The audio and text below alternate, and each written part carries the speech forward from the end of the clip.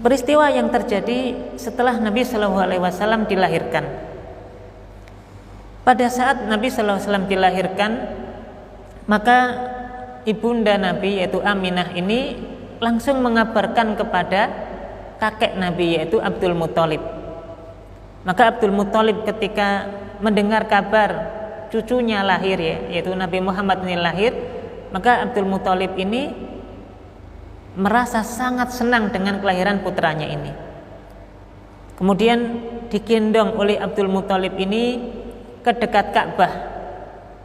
Bahkan nanti pada hari ketujuhnya Abdul Muthalib ini memotong kambing, menyembelih kambing, kemudian mengundang orang-orang Quraisy pada waktu tersebut. Kemudian kemudian Abdul Muthalib ketika ditanya siapa nama yang akan engkau berikan kepada cucumu ini, maka Abdul Muthalib mengatakan, saya akan namai anak ini dengan nama Muhammad. Dan pada waktu itu jamaah yang dirahmati Allah, nama Muhammad ini umumnya tidak ada yang memakainya. Untuk itulah ditanya Abdul Muthalib ini, kenapa engkau namai cucumu ini dengan nama Muhammad yang tidak ada kaitannya dengan nama-nama nenek moyang terdahulu? Karena ini bagi orang Arab pada waktu itu nama Muhammad ini nama yang baru, karena sebelumnya belum ada nama Muhammad. Apa yang disampaikan oleh Abdul Muthalib? Nama Muhammad, kata Muhammad itu maknanya terpuji. Maka Abdul Muthalib mengatakan, saya berharap penduduk bumi ini memuji bayi ini. Suatu ketika nanti saya berharap, kata Abdul Muthalib, penduduk langit pun juga memujinya. Karena nama Muhammad itu maknanya adalah terpuji.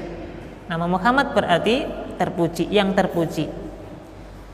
Untuk itu jemaah yang dirahmati Allah, maka kemudian yang menamai Nabi Shallallahu Alaihi Wasallam pada waktu lahir adalah kakek beliau Abdul Muthalib, diberi nama Muhammad.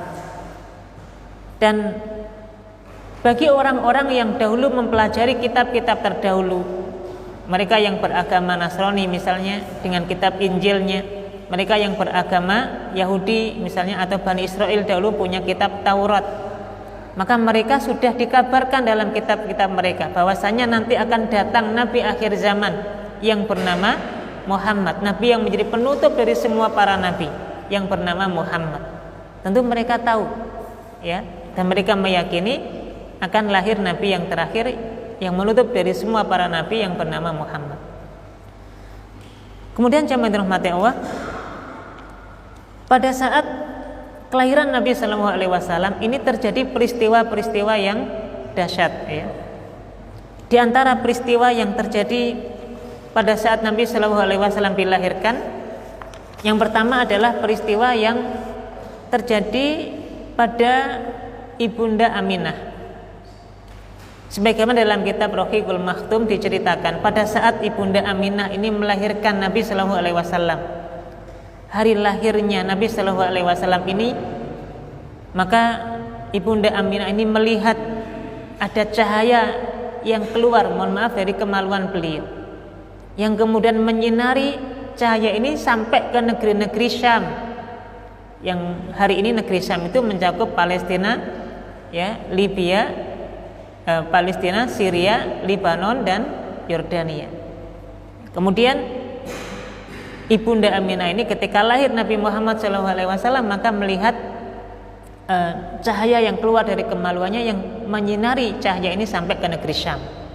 Dan tentu ini tidak semua orang gitu ya, tidak sembarangan orang kemudian lahir anak tiba-tiba melihat cahaya seperti itu. Dan itu terjadi persis ketika Nabi SAW lahir.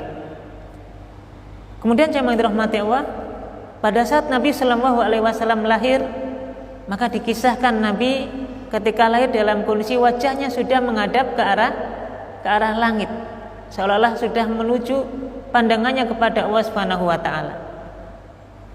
Nabi SAW ketika dilahirkan dalam kondisi yang sangat muda, ya. Kemudian yang kedua, pada saat Nabi SAW lahir terjadi juga peristiwa-peristiwa global, peristiwa-peristiwa umum Ya, yang ini diketahui secara luas oleh masyarakat pada waktu itu. Di antaranya misalnya pada saat tersebut maka runtuhlah 10 tiang istana Kisra. Di Kisra ini adalah raja yang memimpin Persia pada waktu itu. Dan ini punya istana namanya Istana Kisra. Pada saat lahir Nabi Shallallahu alaihi wasallam, ya, ada yang mengatakan 10, ada yang mengatakan 14 ya. 14 atau 10 tiang dari istananya Kisra ini langsung hancur, langsung runtuh. Ini yang kemudian nanti para penasihat-penasihat Raja Kisra atau Raja Persia waktu itu kemudian mencari tafsir-tafsirannya. Ada apa ini? Tidak seperti biasanya. Istana yang kokoh megah seperti itu tiba-tiba runtuh tiang-tiangnya. Ada yang kemudian menafsirkan bahwa memang suatu saat nanti Raja Kisra ini tidak lama akan hancur kerajaannya, kekuasaannya. Ada yang mengatakan karena simbolnya 10 atau 14 tadi, maka tidak lama, sekitar 14 atau 10 tahun yang akan datang, kerajaan Kisra atau kerajaan Persia ini akan tutup. Dan itu ternyata isyarat itu sudah dimulai dari lahirnya Nabi Sallallahu Alaihi Wasallam. Demikian pula jamaah dirahmati Allah, berkaitan dengan agama Majusi. Orang-orang Majusi ini menyembah api, dan di satu tempat tertentu ada api yang selalu mereka hidup-hidupkan, selalu dikasih kayu bakar, selalu dikasih bahan bakar untuk terus menyala api ini, karena mereka adalah kaum atau umat yang atau kelompok orang yang menyembah api. Orang-orang Majusi ini pada saat lahirnya Nabi Shallallahu Alaihi Wasallam, api yang terus menyala-nyala itu tiba-tiba padam. Api yang kemudian menyala itu bertahun-tahun menyala itu, yang mereka sembah, yang mereka ibadah, yang diibadahi oleh orang-orang Majusi itu tiba-tiba padam. Dan ini terjadi pada saat lahirnya Nabi Shallallahu Alaihi Wasallam. Termasuk pada waktu lahirnya Nabi Shallallahu Alaihi Wasallam, runtuhlah gereja-gereja yang ada di sekitar wilayah Buhairah pada waktu itu. Jadi kalau kita cermati jamaah dirahmati Allah, lintas agama pada waktu itu ya, dari orang-orang atau peradaban Persia ini sudah ada isyarat ketika Nabi Shallallahu Alaihi Wasallam lahir di muka bumi ini, maka nanti Islam itu bisa mengalahkan Persia. Dan betul, nanti ketika Nabi Shallallahu Alaihi Wasallam di akhir hayat beliau ya, sebagian wilayah sudah bisa dikuasai oleh kaum muslimin, dan Persia ini tutup kemudian kerajaannya atau kekuasaannya pada zaman Khalifah Umar bin Khattab radhiyallahu anhu. Kemudian orang-orang Majusi yang menyembah api, pada saat lahirnya Nabi Shallallahu Alaihi Wasallam, api orang-orang Majusi yang mereka sembah, yang mereka agung-agungkan itu kemudian padam apinya, seolah-olah tidak ridha Allah Subhanahu wa taala. Kemudian ketika lahirnya Nabi Shallallahu Alaihi Wasallam ini, ada sesembahan lain yang disembah oleh orang-orang Majusi ini. Mereka menyembah api. Lahirnya Nabi menyebabkan api ini padam. Orang-orang Nasrani yang mereka menyembah 3 Tuhan dan seterusnya, merubah agama mereka sebagaimana yang dibawa oleh Nabi Isa alaihissalam. Tempat ibadah mereka gereja. Pada saat lahirnya Nabi Shallallahu Alaihi Wasallam, runtuh gereja-gereja ini. Dan ini peristiwa global yang terjadi pada saat lahirnya Nabi Shallallahu Alaihi Wasallam. Bahkan jamaah dirahmati Allah, ada yang mengatakan dahulu ada sungai, yang sungai ini diyakini airnya bisa menyembuhkan penyakit. Airnya kalau diambil nanti bisa memberikan manfaat dan bisa hal-hal yang diinginkan bisa tercapai dan seterusnya. Air ini ketika Nabi Shallallahu Alaihi Wasallam lahir surut semua airnya, tidak ada lagi pada saat lahirnya Nabi Shallallahu Alaihi Wasallam.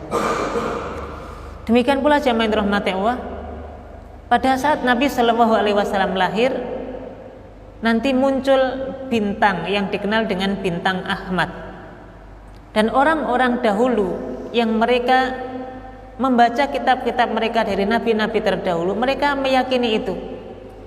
Kalau sampai muncul bintang Ahmad, ini pertanda akan datangnya nabi yang terakhir.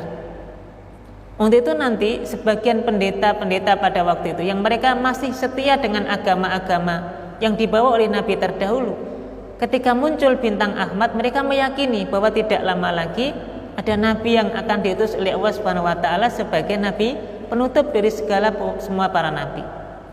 Mereka kenal dengan nama bintang Ahmad, karena memang nanti salah satu nama Nabi Shallallahu Alaihi Wasallam yang disebutkan di dalam kitab-kitab terdahulu itu adalah Ahmad.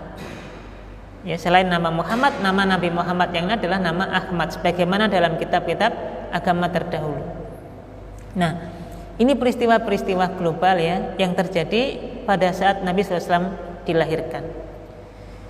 Bahkan di antara pelajaran kenapa tahun yang sama kemudian lahirnya Nabi SAW adalah disebut dengan tahun gajah tadi.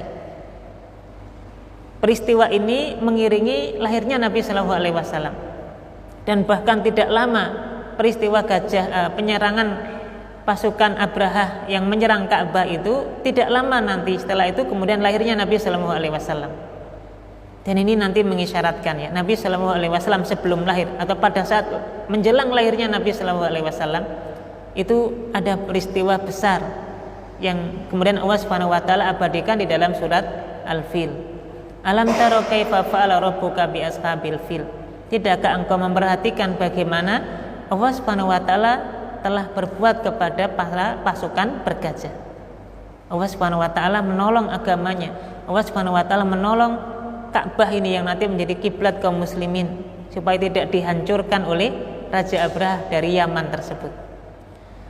Bahkan Allah Subhanahu wa Ta'ala menunjukkan di dalam surat Al-Fil itu mereka yang hendak menghancurkan Ka'bah dengan pasukan yang mereka anggap sebagai pasukan paling kuat dengan pasukan bergajahnya itu.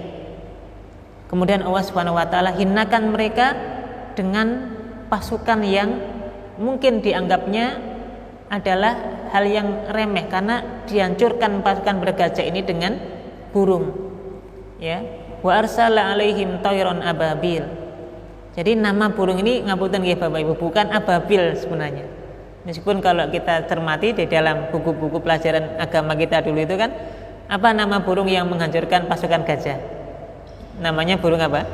Ababil ya. Padahal ababil di dalam bahasa Arab itu maknanya jamaat ya, maknanya kumpulan-kumpulan. Makanya wallahu alam namanya bukan ababil. Tapi nanti dijelaskan jenis burung seperti apa yang menghancurkan pasukan bergajah ini. Wallahu alam, ada yang mengatakan ini adalah sejenis burung kecil. Ada yang mengatakan ini burung yang umumnya tinggal di sekitaran laut yang kemudian bentuknya kecil. Tapi yang jelas burung ini adalah kecil bentuknya. Tapi namanya bukan ababil. Ababil itu dalam bahasa Arab jamaat ya, maknanya kumpulan-kumpulan burung kecil itu. Menariknya karena nanti Allah Subhanahu wa Ta'ala sampaikan dalam surat Al-Fil tarmihim bihijaratin min sijil. Burung ini cara kerjanya ketika menghancurkan pasukan bergajah, Allah Subhanahu wa Ta'ala ya berikan kerikil-kerikil kecil yang nanti setiap kuku atau setiap kaki dari burung itu membawa kerikil tadi.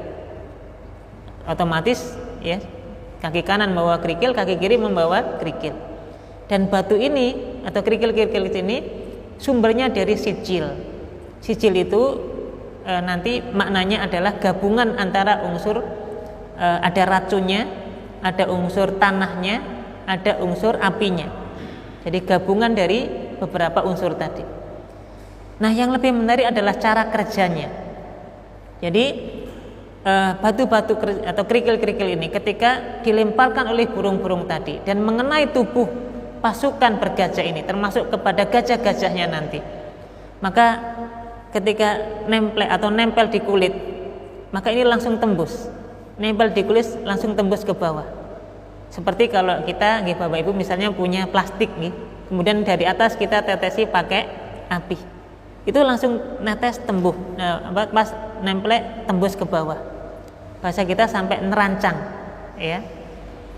Maka Allah Subhanahu wa Ta'ala umpamakan faja'alahum ka'asfim ma'kul. Mereka seperti daun yang dimakan oleh ulat. Coba kalau kita perhatikan, kalau kita melihat daun dimakan sama ulat, mesti kan daun ini apa? Bolong-bolong. Maka seperti itulah dulu pasukan gajah dihancurkan oleh Allah Subhanahu wa taala. Dibuat pasukan bergajah ini disiksa sedemikian rupa, dihinakan oleh Allah Subhanahu wa taala dengan cara meninggal seperti itu. Jadi tubuhnya ini bahasanya terancang gitu ya. Lubang jatuh, ini berguguran dagingnya nih, netes jatuh, semuanya meninggal. Bahkan nanti ada sebagian yang masih hidup. Nah, yang terakhir meninggal adalah Raja Abraha. Raja Abraha ini dibiarkan begitu oleh Allah Subhanahu wa taala. Dia masih bisa bertahan hidup, terus dilempari sama burung ini. Sampai nanti ketika dia berjalan pulang ke negeri Yaman, tepatnya di negeri Son'a atau di wilayah Son'a. Kemudian jatuhlah Raja Abraha ini. Ketika jatuh kemudian terbelah dadanya dan keluar apa yang ada di dadanya tadi. Dalam kondisi itulah kemudian meninggal dunia Raja Abraha ini. Dihinakan oleh Allah Subhanahu wa taala. Bahkan tidak langsung meninggal di dekat Mekah, tidak meninggal langsung di Ka'bah. Tapi Allah Subhanahu wa taala kehendaki Raja Abraha ini sampai bisa berjalan dulu ke negeri Yaman. Supaya apa? Negeri Yaman tahu, penduduk Yaman tahu ini loh Raja Abraha yang hendak menghancurkan Ka'bah dengan kesombongannya. Allah Subhanahu wa taala hancurkan dengan sangat hina, hanya dilempari kerikil kecil oleh burung-burung tadi. Dan hari di mana Allah Subhanahu wa taala membinasakan Raja Abraha, nanti kemudian tahunnya disebut dengan tahun gajah, dan bersamaan dengan itulah Nabi Shallallahu alaihi wasallam nanti dilahirkan. Lahirnya Nabi Shallallahu alaihi wasallam menunjukkan Allah Subhanahu wa taala tidak ingin ada orang yang ingin menghancurkan Ka'bah, karena sebentar lagi akan lahir Nabi Agung yang kemudian nanti Ka'bah ini menjadi pusat peradaban, bahkan menjadi kiblat kaum muslimin. Dan itu persis di mana Nabi lahir, Allah Subhanahu wa taala lindungi Ka'bah tersebut. Ini termasuk hal-hal yang peristiwa-peristiwa besar yang bersamaan dengan lahirnya Nabi Sallallahu alaihi wasallam.